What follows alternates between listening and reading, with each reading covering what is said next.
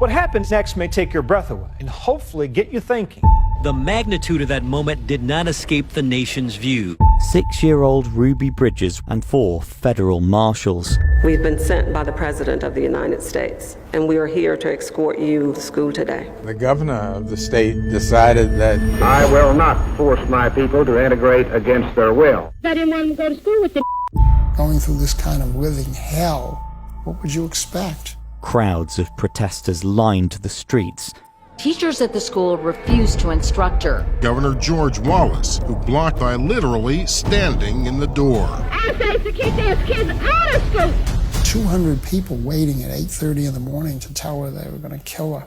Then they had a machine gun beside their guns. They threatened to poison Ruby. President of the United States sent troops. You are one of my heroes.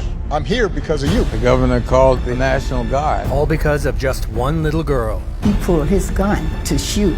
Things were going to get really worse. I can't believe this kind of stuff happens. I would like to know what's happening to her. Until now, she has never told the full story of what happened to her. When they knocked on the door, my parents opened the door, and I remember standing there and seeing these 4 very tall white men.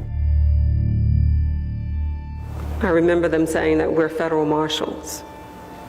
We've been sent by the President of the United States, and we are here to escort you and your daughter to school today. I found myself in the car, driving this very short drive to this new school, and the minute we turned the corner, I saw what I thought was Mardi Gras. There were so many people standing out in the middle of the street, and they were screaming and shouting and throwing things. I draw the line in the dust, and I say segregation now, segregation tomorrow, and segregation forever.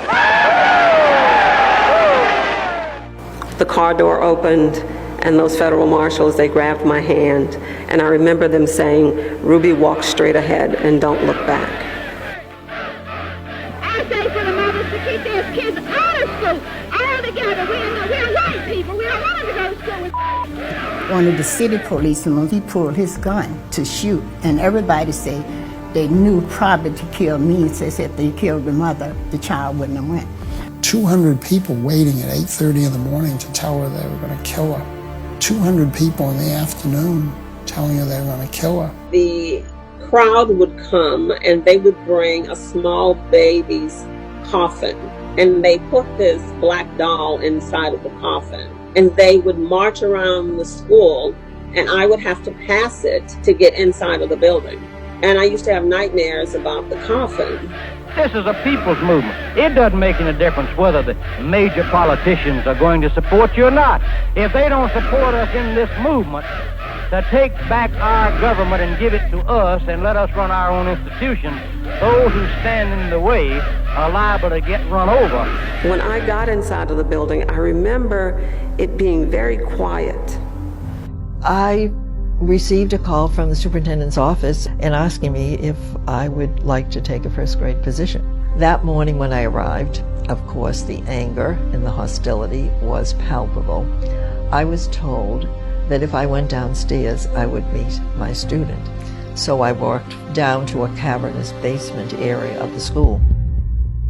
Those doors instantly opened, and amidst this towering presence of federal marshals stood the most beautiful little girl one could ever dream of seeing, looking so delicate, so unaware of the mantle for change she wore that day.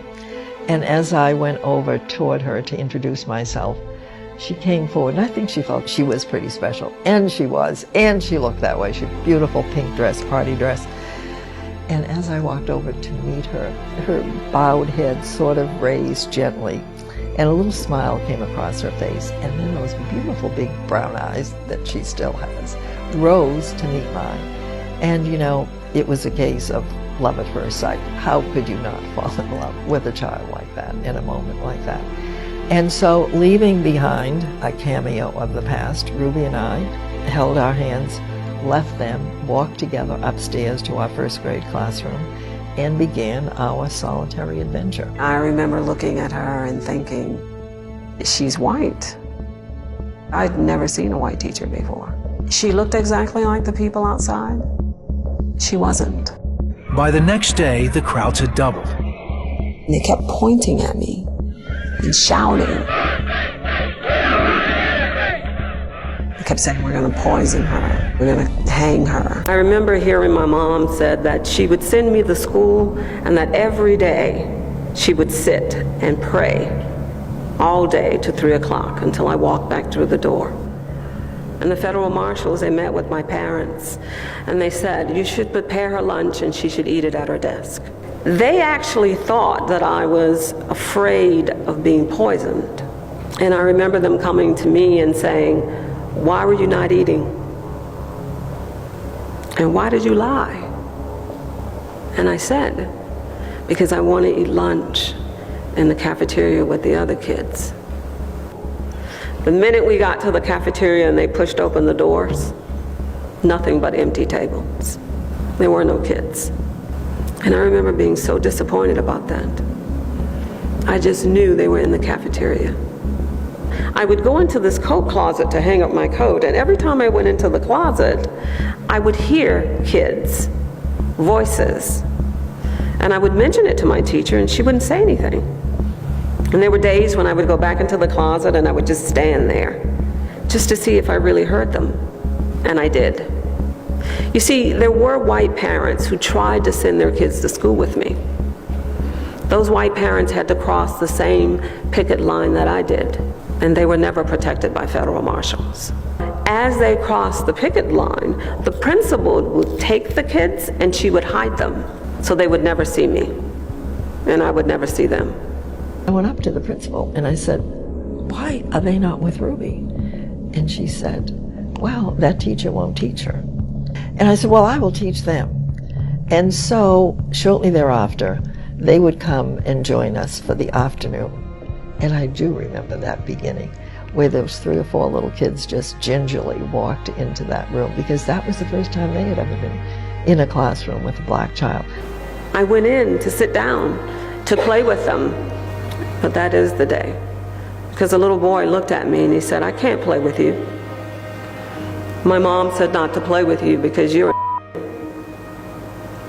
And the minute he said that, I remember to this very day, it felt as if this weight lifted off my shoulders.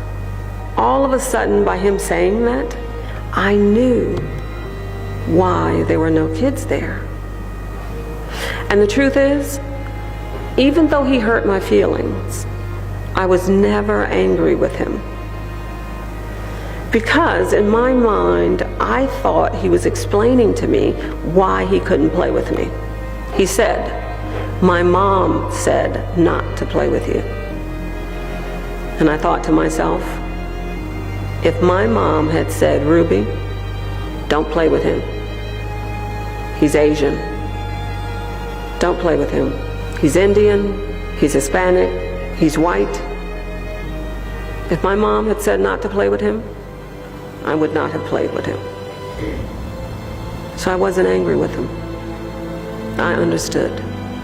One cannot underestimate the courage of Ruby and the power a child has. I believed it was in the best interest of white and black to be in a segregated school system. But I was wrong. Our children need to know that white folks and black folks, they stood together. Thank God for the teacher that was there. She was my best friend, and she taught me the lesson that Dr. King tried to teach each and every one of us. And that is, we should never judge a person by the color of their skin. I always say that she showed me her heart. We had a grand time together, I think, side by side, just the two of us. I believe that if we are going to get past our racial differences, it's going to come from our kids. But we as adults have to allow them opportunities to come together. I think it's important for kids to dream and be able to believe that they can follow those dreams. I don't think I would be here today if I wasn't dreaming.